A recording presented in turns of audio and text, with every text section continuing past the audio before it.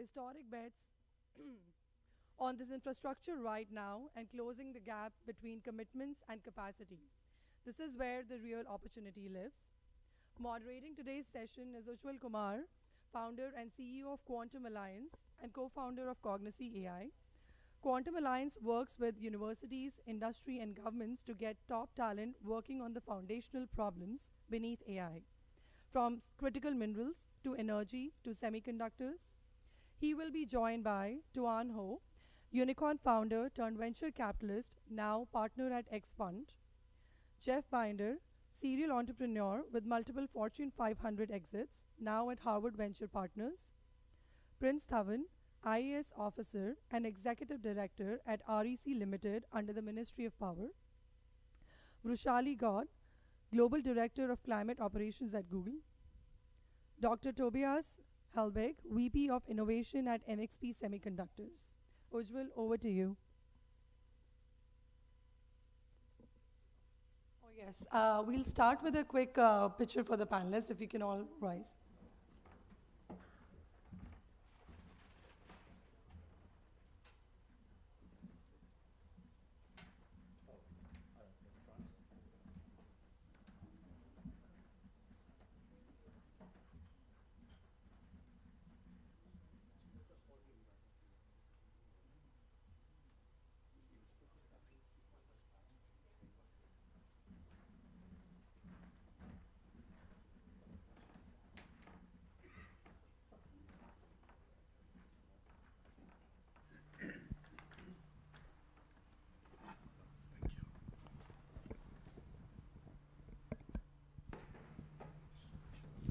Mic works.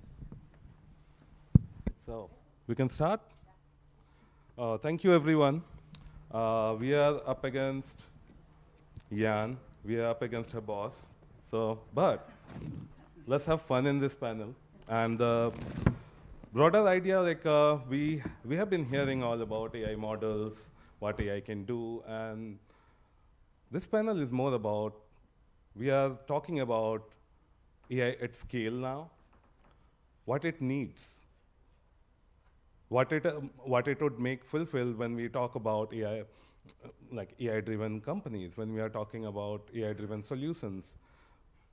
Let's talk about this now, as AI is forcing creative destruction of how the world builds infrastructure, energy, semiconductors, critical minerals, physical edge systems, data center. US and India are now building this together. Rare earth corridors in India's union budget. Google committed $15 billion to India and accelerated focus on clean energy. Jensen at Davos called this the largest infrastructure build out in human history. 2 weeks ago, 54 countries launched Forge, the first global framework for the minerals that power AI.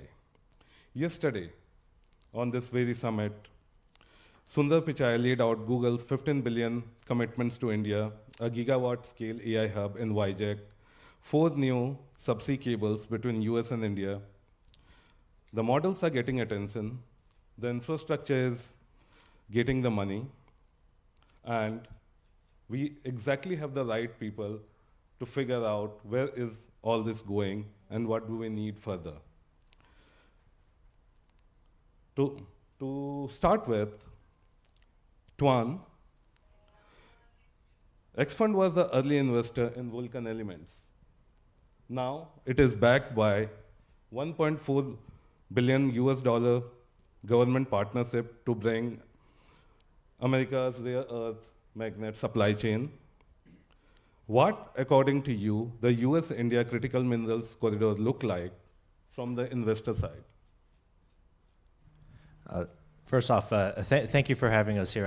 I'm really glad you pulled this panel together. I think your points earlier about the focus that we tend to put on discussing AI models and everything in the model layer,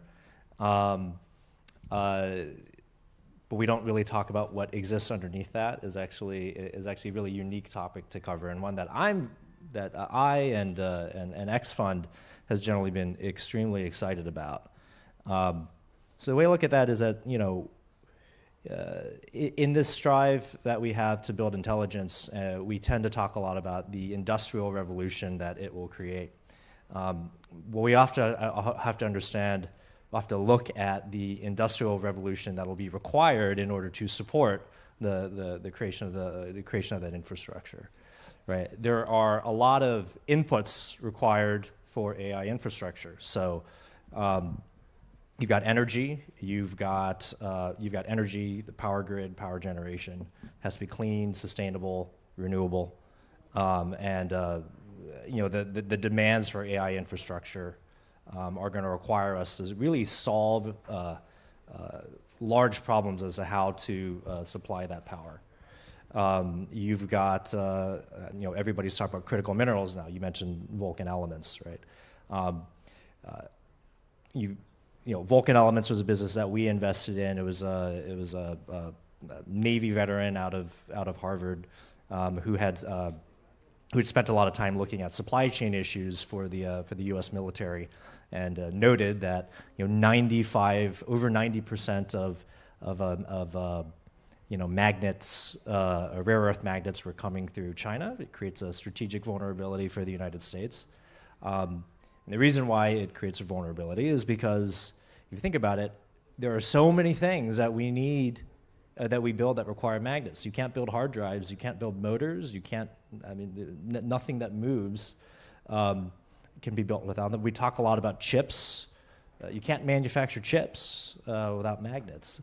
And so I look at problems like that, and for the first time, I think you've got guys like me, venture capitalists, looking at the opportunity to invest in building up that type of infrastructure to solve those sorts of problems. But that's just one, right? You have to figure out how do you source it? Where do you get the materials from? And so when you look at things happening on the geopolitical scale, for the first time, we are, at least in the United States, we're looking at these trade deals to try to figure out where we're going to supply the materials. Like, how are we going to completely rebuild our power grid?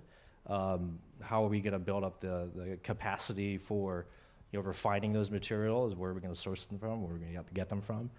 As we're looking at data centers, how can we make them more sustainable, more power efficient, right? In order to support the AI needs that we have right now, like power consumption for data infrastructure is, already I think it's approaching 10% plus. How are you going to meet that demand, right? And so from an investor perspective, we're going to look at all of the cool AI products that entrepreneurs are looking to build. But on the other side, what is very exciting for us is looking at all the low-hanging fruit that exists for all of the inputs of industries that have not been innovated in for decades. Power grids that have not been upgraded for the better part of a century, right? It creates huge opportunity for us as investors, and you mentioned U.S. India.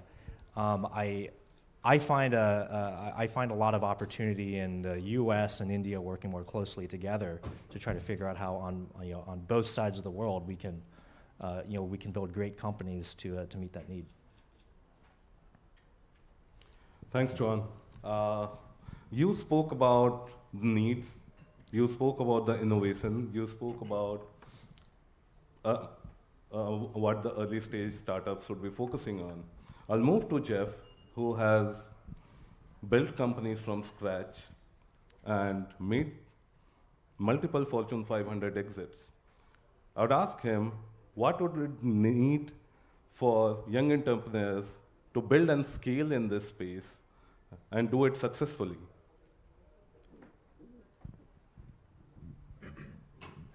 Thank you for having us and putting this together. And I know that we have more people here than Sundar has at his keynote. So I heard Sam Altman only had 10 yesterday, so we've already outdone him. So,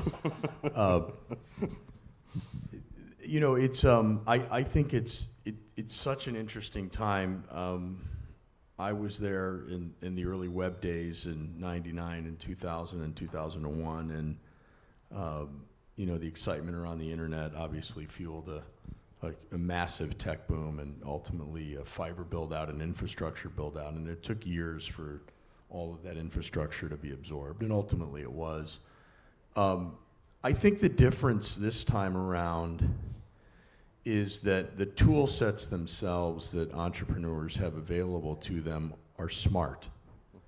And they can bridge some of the challenges, especially since we're talking about partnerships between the US and India.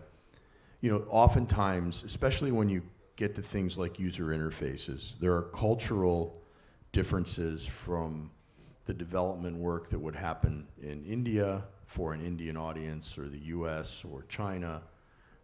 That's always made it more difficult for collaboration sort of on the front end. And many of the products that entrepreneurs are working on are often, you know, front end facing, consumer facing, at least initially. They're generally not building a lot of B2B platforms. That happens later when you get the experience as to what's necessary in a business environment. And I think that AI is going to change drastically the ability to leverage sort of cross-border talent, in particular with India and China and other places that were harder to leverage before. It's certainly from a quality perspective, SQA and back-end development, I think entrepreneurs have been able to leverage India and in other places for the last couple decades. But it's been harder to get the front end of a product to sort of match the cultural necessity of a given market. And I think that's going to change. And I think for entrepreneurs, it means that they have a massive amount of leverage that they didn't have before.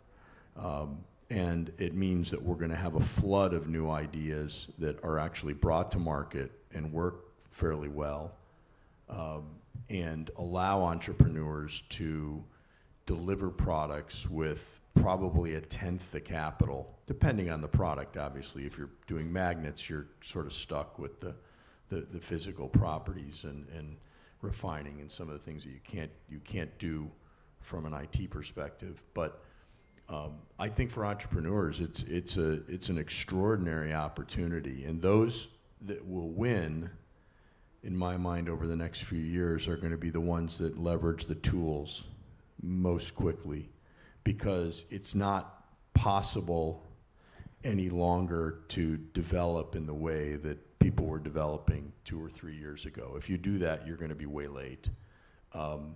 And so now it's about not so much your product, but learning what the state of the art is, which is literally changing every day in AI.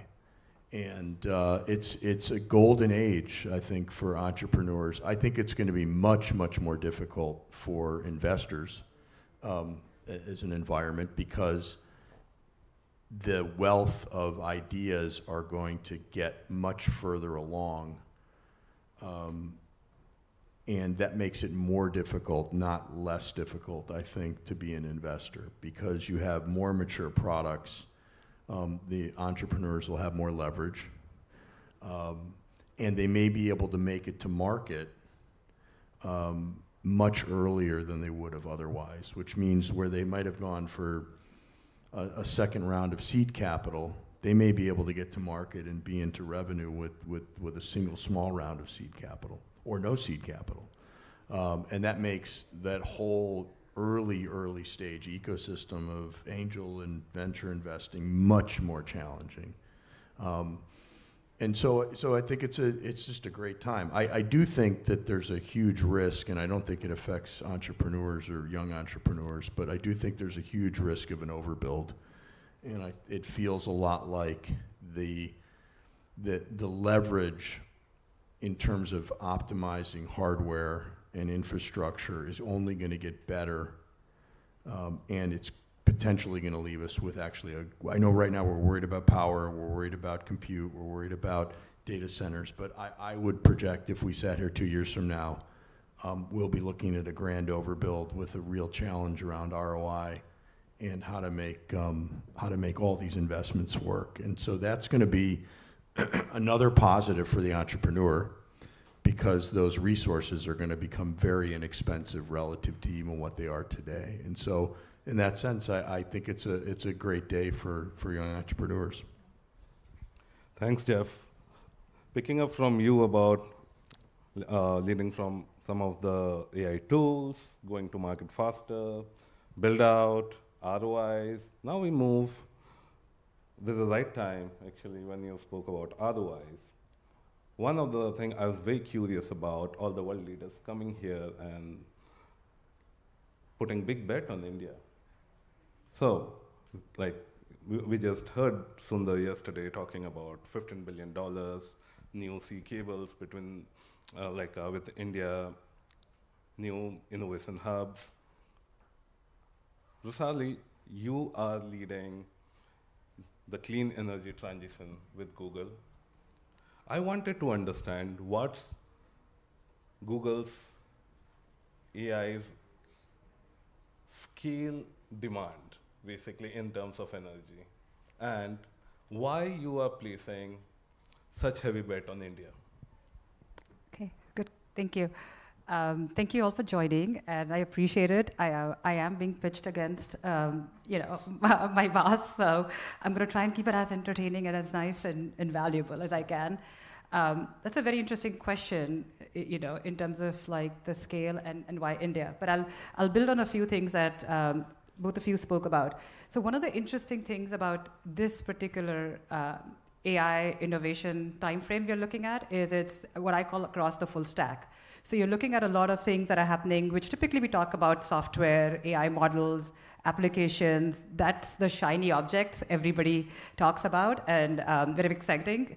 But then the amount of work that's happening on underneath that, which is why I loved this session too, is beneath the AI. The physical infrastructure layer of it is fascinating. And that goes from everything from the foundational layer that you're talking about, which is your materials, your data center construction, your access to energy, to water, to all those foundations, to then how do you construct things the right way? We forget about the physical. These are all buildings, quite a few of them. How do you construct them the right way? And then how do you operate them the right way? And then the use of that. And so what we are seeing is just tremendous value and innovation across the entire stack of AI, which I as an engineer find very, very fascinating. So in terms of Google, I think the privilege and responsibility that Google has is how do we bring about the most value across that full stack, both from a business perspective, but also from the impact perspective. And so a lot of the investments you're seeing across those pieces, right? So if you walked across this summit, you would hear different pieces of it. Our expo was mostly featured on the product side, so AI for education, AI for healthcare, AI for agriculture. How do you use AI in domains, contextualize it? And all of that has a layer of a country and where that context is. And then the announcements you talked about were a lot more on the physical side. So it's what's required for data centers. You need good design, good builds, but then you also need network. And so the subsea cable announcement is part of that. And if you read a little bit, it's fascinating. It's an India-America connection, but it goes one way we are building is across Africa, so that's a big region to bring on board. And then the other way it goes from Singapore and Australia. So it's a fascinating network, which again, you can only build data centers, but what's the point if you can't actually use it and network and bring them closer to wherever the edge cases are? So super excited about those pieces. Now going to your point about why India. So, why not India, I think is what I would start with. But most people know it's 1 billion plus users. It's a great growth market. It's a lot of young population who we think are going to be the frontier of the growth. It's a lot of population who also is very eager about tech and tech adaptation. So if you think about what happened with fintech and the phones and digital tech, like a lot of the APAC countries, Asia and Global South, jumped ahead. I see people who didn't even have credit cards. Now everybody uses GPay and UPI and all of those, right? So there's a whole revolution where you can skip and build. And I think that's another big exciting part of investing in India is can a generation of innovators come about who don't have the linear growth that we've seen in other regions but can leapfrog it.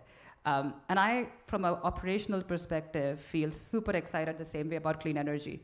You can talk a little bit more, Prince, about that, but India is one of the fewer places where the math on clean energy just works. There's growth, so there's tremendous demand, lots of solar wind potential, tremendous research going on in battery, long duration storage, good policies, and then the biggest issue, what we've seen in the US is grid. But they're trying to build a high frequency grid here, which is fabulous, which then you you bring in the innovation on that layer, and that's the unblock, right? And if only you could solve permitting issues, then you're solving the whole stack. But that's the excitement, is it's where the math works, where the business case works, where you've got the talent and the innovation potential, and then you also have the users.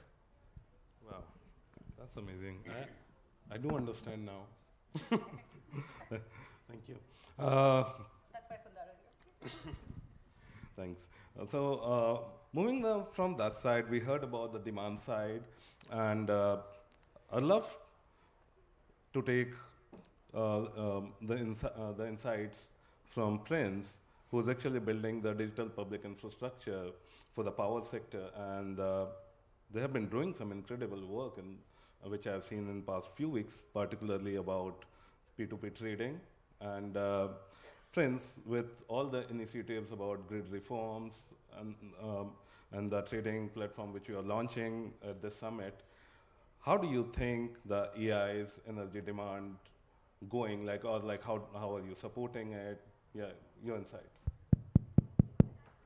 Thank you, Ujjwal. Thank you, everybody, for being here this morning. Let me first start by putting the AI compute demand in context. I honestly, resonating from what Tuan had also said in his remarks, I feel that AI essentially will not scale unless your power is programmable, okay? And that is, so the AI I would say, I don't want to call it race, but the AI build will depend a lot on, not on chips as we might think. We do have the capacity and capability world over to solve that problem. But I think the binding constraint would be grids. It would be how intelligent and resilient your grids are. And I believe that is where what is going to define the development of most of the compute infrastructure. Now, what India has essentially started doing is we are redefining the architecture. Okay, so we are redefining how we view the grid. India already has one nation, one grid, which is essentially meaning one frequency. And now we are also having one digital interoperable layer that is being brought in by the India Energy Stack. So what does this mean? What does the stack essentially do? So the India Energy Stack, it basically creates the interoperable rails for systems to interact with each other. If you have an data center, it is not just creating high demand, but it is creating high peak demand that needs the grid to respond intelligently. And that is where you need coordination at scale. So what is going to be scarce in the times to come is not electrification. As Vrushali said, we have enough math works when you talk about solar power, when you talk about wind, even hydro. So that is where the math does work. But what needs to be ensured is coordination at scale. And that is what the India Energy Stack is essentially doing by laying down those foundational building blocks. Now, what we started with was a first showcase of how you can use the stack to essentially source energy from distributed energy resources like the solar rooftop panels, which we have on top of our households. We can literally transact in energy the same way that we transact using GPay, UPI payments, or using other such applications, Paytm, PhonePe, etc. So similarly, just imagine that the data center, instead of relying on long-term PPAs and then hoping that the grid will deliver, can essentially source its power from millions of such distributed rooftop assets dynamically at scale. Just imagine the power of that happening. So it can literally be generating livelihoods for a lot of people who may not even be in geographical proximity to the data center. So individual retail households can essentially monetize their rooftop solar power by supplying to such data centers. How does the stack enable it? The stack lays down standard rules for measurement, identification, and settlement, all in near real time. So that's how the architecture of the grid itself is changing. The grid evolves generally in decades. As Tuan said, we have not invested heavily in the grids world over. Might be that China is an exception there. But India has started doing the plumbing work. It has started doing the hard work on that layer. And generally AI evolves in quarters, but the grid would evolve in decades. How would you keep pace, right? And so that is where the India Energy Stack comes in, where we push that development frontier and we enable people to talk to each other on the grid. So AI would need not just electrons, but not just chips, not just electrons, it actually needs intelligent electrons. And that is where the India Energy Stack sits in. I think that should be, in the times to come, one of another reasons beyond economics that companies like Google or other companies would take bets on India. And let me also tell you, you did recount Sundar's message about $15 billion, but there's also Reliance's message about $1 trillion in next 7 years. So let's not forget that as well, right? Yeah. Ujjwal, do you mind if I'm just putting stuff in context. Yeah. 2 minutes, Tuan. Okay. So what I love, I think what I really love about my colleagues here is that I think you've done a really great job just sort of illustrating what gets me so excited as an investor. So, X Fund, or I'm based back in Harvard Square, so we invest in a lot of founders coming out of Harvard and MIT. And a joke that I've often made with the partners or in the community there is that 10 years ago, when you were looking at university founders starting businesses, a lot of them would have been looking at like social media, using computers to put bunny ears on people's heads. Now, so many of the founders we meet want to work on these problems. Power grid, right? There's a lot of frontier research that's being done. For the first time, like in Massachusetts, there's a company that came out of MIT, Commonwealth Fusion, right? There is so much excitement about the frontier research that we can do to solve these infrastructure issues, and it's like real. It's happening now, and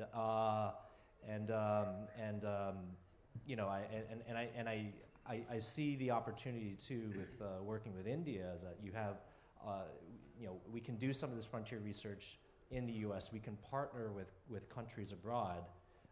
Like India. And by the way, India is very, very well represented in Cambridge, which is how I probably met half the people on this panel.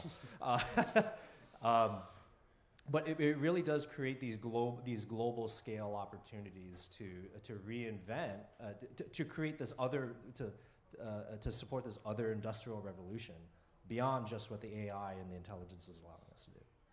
Thanks, Tuan. Yeah, that's exciting. Now with that, we want to move to Dr. Tobias.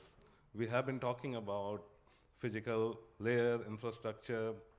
He has been working in semiconductor innovation since last 20 years, building it across US, Europe, India. I wanted to ask him, what does the next innovation looks like to you?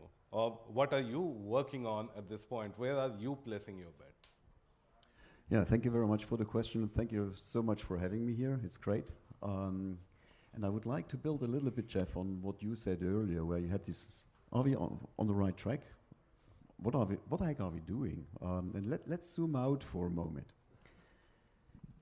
1942, the head of IBM made a statement. There's a world market for about 5 computers. And he was right, given the kind of computers he was looking at. We know better now, some years later. There's laptops, PCs, there's mobile phones, or there's basically a computer in every device. There's billions of computers. Now what we discuss is, hey, AI, huge disruption. Power hungry like hell. Shall we build some nuclear power plants, or how do we run it with renewable energies? And I get this nagging feeling, is this really it, or are we missing what came after these 5 computers and what we're discussing? If I take benchmarks, like here's my brain, and it takes 20 watts. There's a fly, which is a pretty agile, intelligent robot, below a milliwatt. There's something. There's something which is going to happen, which is different than what we are discussing here at the moment. And that is what's driving us as a semiconductors company in building on what starts now and driving it out into the real world. So we today have products where on whatever 10 watts or so you can run very meaningful LLMs, you can interact, you can drive the intelligent into the edge, into our real world. That goes hand in hand with what's happening around AI. Moving from, hey, I can perceive something, is it a dog, a cat, to I can think, I have generative AI, I can create something out of those models, to the point that I can create agents, stuff which acts on my behalf out there in the real field, which drives the intelligence and this disruption we're looking at here at the moment, and which is driving all these conversations, drives it close to us into the real world, to the point that these devices, these robots, these whatever you want to call it, they'll be able to learn. So what we discuss here, and this is a huge challenge, I totally agree with all statements made before, we'll see a next phase. It will see this moving into the real world, moving close to me, moving into autonomous systems, which ultimately change my life and change industries. And there's this second wave building up, and my expectation, to some extent my hope is from where we sit also as a company, is that this huge thing we are already discussing with data centers is the 5 computers. And what is coming is these billions of edge devices, which we will also see in the AI space. And just giving an example, I'm running marathons with a watch with me. I charged it before I left in Germany, and it still stays 12 days battery power. And there's a lot of intelligence in that watch. This is where we are going. So the one is feed the beast and make it happen. The second is avoid that the beast is hungry and look at totally different models which will come in the next phase. Thank you. This is very interesting. Now we are talking about taking AI out of data center now. Any comments from the fellow panelists? I agree with him. I think that it's the IBM analogy is a very good one. I think we are all focused on the core and centralization, and as we've seen in many markets, they move from centralization to decentralization to hybrid approaches, and so that's I think an incredibly astute observation. I do think edge devices ultimately have to be the core component in the full proliferation of AI. And so that means that, you know, as he said, small amounts of power can generate lots of value. It doesn't necessarily have to be tokens in the center of a data center. So that goes to my concern that I think that, and I think all of the resources that are being built will eventually be consumed. That's not a That's a given. It's a question of when and what ROI they'll deliver as they're being consumed and used. And I think that's a huge risk because agents at the edge, which is are probably going to end up being in the end a much more likely modality a decade from now. And it'll be interesting to watch for sure. Okay. Yes. I too have a small, and I completely agree actually. That's truly, as Jeff said, it was an absolutely astute observation. But you know, where you can see this being played out in practice even today, and that's when you talk about finance. Okay, so finance world knows this. So today, because I work for a non-banking financial company, and one of our main products is infrastructure financing, where data centers are a product that we finance. And Roshali was in a panel discussion that spoke about the trifecta of AI, energy, and finance. But you know, the finance bros, they have figured it out, because today, if you go for financing of a data center, you won't get debt financing for GPUs. GPUs are mostly financed by equity because there is obsolescence risk in GPUs. You would get debt financing for the brick, mortar, maybe even for sourcing power, but you won't get debt financing for GPUs. And there you have it, because they are seeing the big picture being played out there. So completely on board there, yes. Okay, Rusali has been. No, I'm good. No. We want to hear from you. Please go ahead.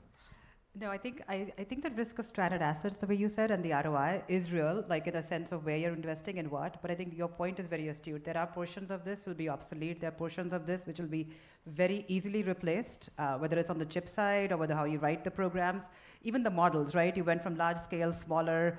How do you build them?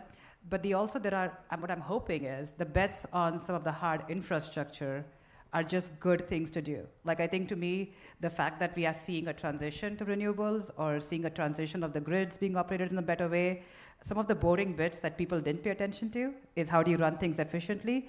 Like, those I think are good pieces of this. And then it goes to, you right size it. We'll get over the FOMO and like the extra investments, and then probably get right sized into where in the stack you really want to invest with the ROI. Very cool. So with this, I'd like to take it a little bit more deeper. Like we spoke about some of the opportunities, we agree on something, we may not on some. Tuan, you invest early on founders. I wanted to check with you and understand with you, can you tell us that is there a mismatch between what is getting funded and what needs to be funded? That's a good question. Is there a mismatch between what's getting funded and what needs to be funded? Well, I mean, Probably. yeah, I mean, I think that, well, okay, going to the theme of this, I think there is there's more likely to be a mismatch between what is getting funded in the sort of like the pure AI world, if we're talking about the foundational models, right? I think. Jeff, I think you had made this comment a little bit earlier. You look at a lot of the AI companies out there, and it's a little bit like the .com era, where you'll see 100 companies, and the reality is that in 5 years, there will be 5 of them that are left, right? I think, and one reason why I like focusing on infrastructure type businesses is because I think there's more durability and clarity to exactly what the problems are that you're trying to solve. I mean, every great startup begins with a really well understood problem and a product. They call it product market fit. Like a founder that's able to build a great solution to that problem that is validated, that has some sort of market validation and need. And what I find really exciting about infrastructure businesses is I think the problems are a lot clearer in terms of what you're trying to solve, right? To your point, right? There's a lot more risk in the GPUs. There's a lot more risk in the models that you're building, or that you're building around them. And the reality too is that those things are also going to change a lot faster, right? I mean, if you look at a data center, like you as an example, like a data center ultimately is a giant box that provides a lot of power at scale, and it needs to be able to efficiently cool what's inside of it. In terms of what GPUs or compute you put inside, I mean, that can change over many, many generations. But the utility of the infrastructure you've built there will always have value, right? So I don't know if that answers your question, but. Yes. Yeah, and to add to that, I think, that if you look at the dot-com era, measuring, with the exception of hardware companies, which were in switches like Cisco and other players, it was very difficult to determine whether a product was good or not. For those who remember MySpace before Facebook, it looked like MySpace was going to own the social media space. Of course, half the people in here probably don't even know who MySpace is. It's much different now. There's a measurability component in all aspects of AI that didn't exist in the dot-com era. You had commerce platforms, but it wasn't clear what made one commerce platform better than another, right? The consumer would ultimately decide that over time and through iterations. And you remember Amazon for a long time was known for one-click ordering. Well, none of us really want to do that because we don't want to make a mistake and find out that we bought the wrong thing. I think now it's different. Almost every aspect of artificial intelligence deployment, from the foundational aspects all the way to the top of the stack, are measurable. And so that's going to make the success and failure of businesses much more clear, much sooner than it was in the case of the dot-com era. And I think that's going to be the ultimately the element that shakes out companies very quickly. And then to the point about obsolescence and GPUs, we don't know what the hardware roadmaps look like, even inside of a Google or a Jensen's company, NVIDIA, or somebody else that's out there. And power, which is the fundamental thing I think we're talking about foundationally, can be grossly disrupted by those advances, because if somebody has a breakthrough on chip design that's now 10 or 50 or 100x what somebody else deployed, their data center is now almost instantly, at least from a financing perspective, obsolete. And so that's a huge danger, I think, for investors in those foundational areas. Yeah. Thank you. Soft areas. Dr. Tobias, you have also been involved in the innovation ecosystem very strongly. What is your take on this? What are you seeing? Because you are also involved in India. I've seen your company running hackathons and competitions. I'd love to know more from you.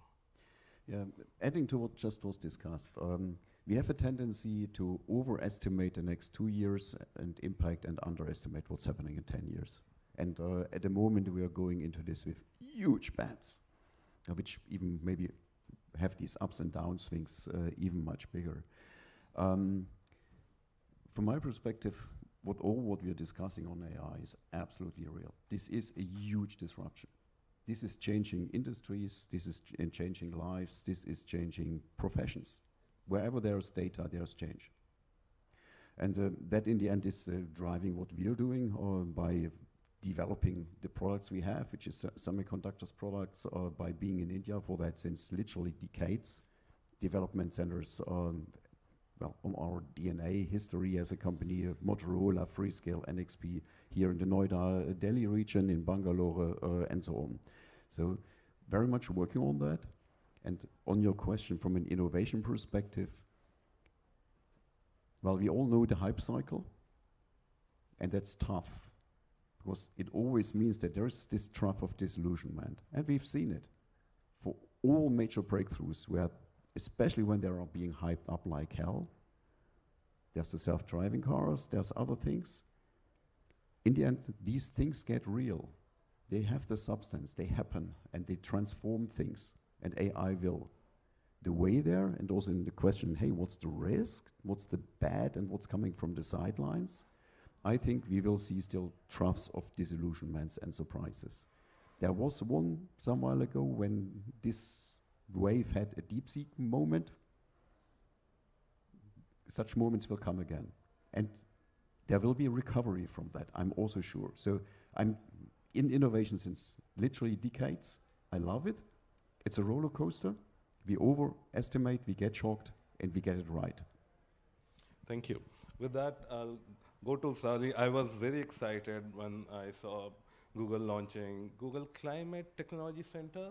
Okay, and I would like you to quickly give your insights, like what is it about, and what would the innovators be looking for it there? Yes, thank you. So super excited.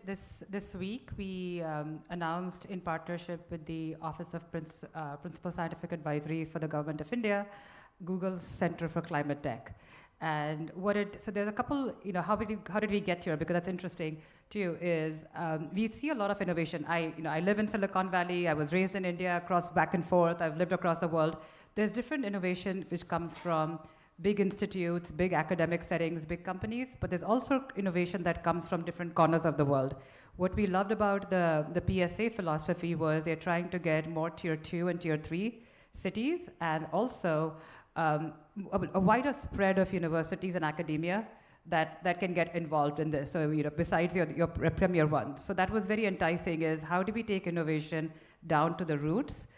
Which I think also helps with some of the hype cycle, right? Because you're bringing it to you're making it local, and you're also making contextual to where those cities are. So with that in mind, with what our center is looking for, we have a couple big pillars. One is skilling. We think there's green skilling. A lot of focus on AI skilling, but in terms of green skills, which are decarbonization, clean energy, in terms of just we are looking at materials, chemistry. There's a lot of new things in those spaces which haven't been brought into college curriculum or university curriculum. So we want to build upon that. A lot of the construction and investments are happening in tier 2 cities, so we think it's a great way to get a more diverse pool skilled in that. So that's number one pillar.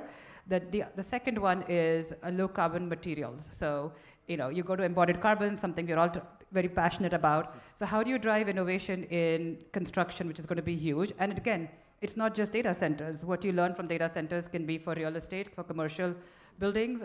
So it's to do with low carbon steel, low carbon cement, and low carbon materials as you see them go through that construction cycle. And the third one we have looked at is, right now that we have, is sustainable aviation fuel, which is a little different from data centers. It's not that, but I think it's like a good growing area, which we are, again, one of the philosophies we have is, where can we find first of a kind pilots and places where we can bring the Google brand and innovation. And we think sustainable aviation fuel in a growing country that is like now has one of the fastest growing airports and air traffic, that would be a good one too. And our hope is, as we go through this, we're trying to see very outcomes based, so not pure research, but pilots and actual uptake. Thank you. Very quickly, Tuan, do you have any closing 30 seconds? I was going to say one thing that I don't think we had a chance to really discuss as much, but is important, especially as we're at an event like this, is government financing. I think what's really, another thing that's been really exciting about this is having a tech conference like this, where you have the prime minister and multiple heads of states coming from around the world to say, like, these are things that we need to invest in, these things that we need to support. I think from a tech VC side of things, something that we're not used to seeing, but I also think is very exciting.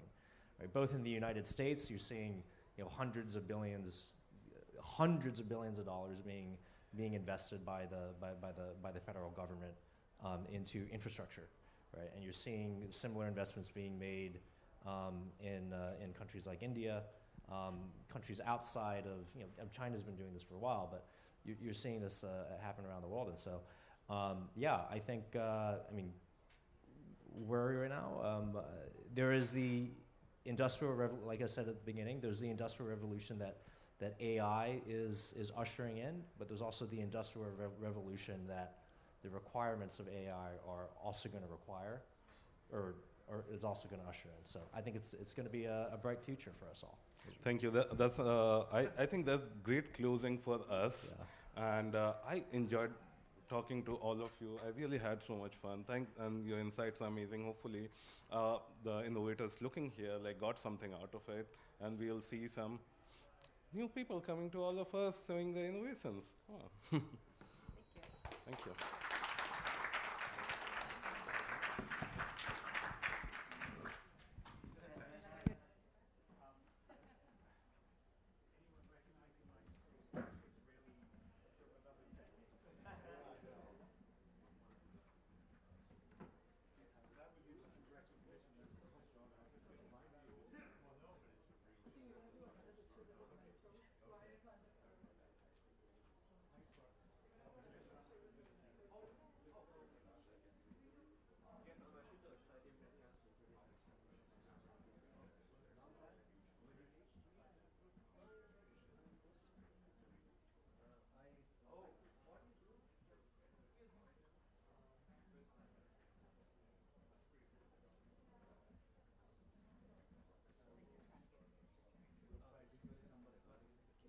picture to the poster.